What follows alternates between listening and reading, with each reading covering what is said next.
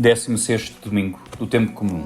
Nesta passagem do Evangelho de Lucas que se proclama neste domingo, é lícito nós imaginarmos muitas coisas.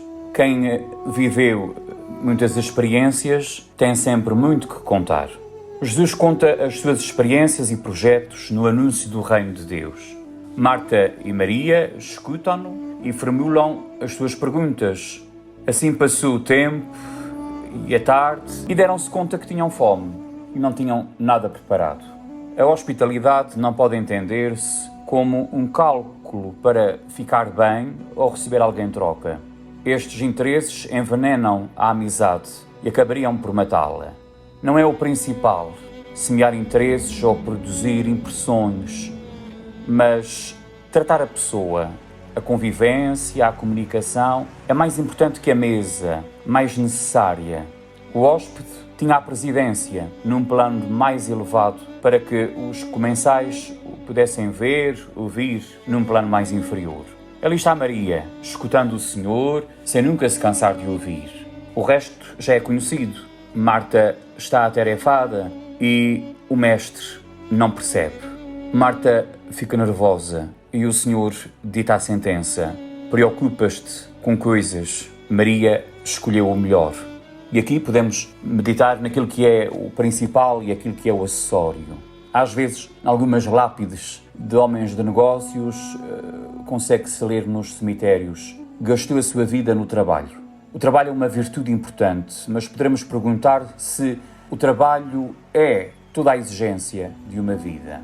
Vejamos o que é que nos diz o Evangelho. Todos estamos do lado de Marta. Ela vai e vem, planifica, executa, para que não faltem os detalhes. Mas o seu trabalho não é reconhecido e aquele hóspede parece que lhe tira a razão.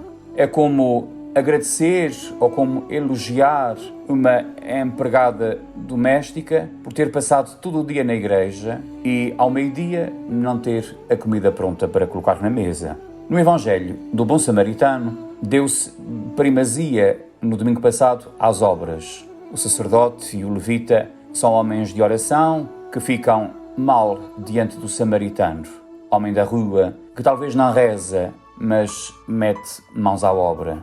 Aqui parece ser o contrário. No diálogo de Jesus com as duas irmãs é censurado o ativismo exterior, quando degenera num ativismo absorvente. A palavra de Jesus centra-se nas obras do amor, sem esgotar-se nelas. Comparando com outros textos, pode chegar-se à síntese perfeita de rezar no trabalho e fazer do trabalho uma oração. Ora et labora, lema dos beneditinos. O ativismo puro não basta, a contemplação desencarnada tampouco. O evangelista quer deixar claro que a escuta da palavra de Deus é prioritária sobre o trabalho exterior. Quais as prioridades? A política parece que introduziu o uso reiterado da palavra prioridades para dar uma atenção preferencial a umas necessidades em detrimento de outras. Prioridade indica precedência, que pode ser no valor ou na ordem daquilo que se deve começar. Na prática, não é fácil chegar a um consenso unânime sobre a ordem das prioridades. É uma política de paz, de desenvolvimento, de escolas, de carreiras, de bem-estar ou de prestígio. O mais urgente não é por si mesmo algo automático. O principal e as opiniões distantes muitas vezes também não contam. O Evangelho de hoje estabelece uma ordem de prioridades numa situação de urgência. Classicamente, estabelecia-se uma ordem inquestionável que se abria à vontade de Deus, frequentar os sacramentos, exercer o apostolado. O texto do Evangelho de hoje era uma fonte de argumentação a favor de uma vida contemplativa, como uma forma superior a qualquer outra forma de vida cristã. A parte melhor, escolhida por Maria, não é uma ciência que se deva aprender, mas uma perspectiva segundo a qual se deve orientar toda a atividade humana. Jesus não vem tirar ninguém das suas ocupações cotidianas, mas a ensinar como podemos encher de sentido tudo aquilo que fazemos. Não se trata de uma receita automática, mas de um princípio que deve ser meditado e aplicado a cada situação. São as obras as que se devem reger pelos princípios e não o contrário. Tem crescido o número daqueles que dão preferência ao compromisso social, na hora de definir, na verdade, quem é o discípulo de Jesus. Outros escondem-se atrás da velha sentença: tudo é graça, como se escreve nos Romanos. Não é o que planta nem o que rega que consegue, se Deus não dá a força. Há suores que às vezes não são fecundos, porque são gotas humanas e não orvalho divino. No capítulo 6 de São João, Jesus repete por 4 vezes que ninguém pode ir a Ele se não for dado pelo Pai. Basta entrarmos na meditação destas palavras para encontrarmos o motivo da discussão de Jesus com a assistência. Se eu tenho dificuldades na oração, por que é que Deus, que sabe tudo, não me concede? Que oração é precisa? Em todo o caso, o ouvir tem prioridade sobre o agir.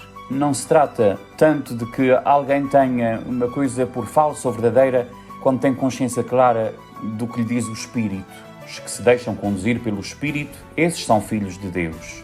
Os cabisbaixos, discípulos fugitivos de Emaús, entenderam quando lhes ardia o coração e quando Jesus lhes falava pelo caminho.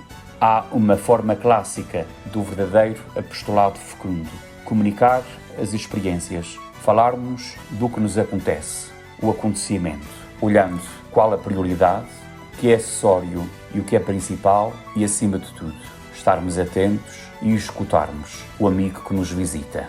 É esse o amigo que neste domingo, novamente, nos visita na sua palavra. Um santo domingo para todos.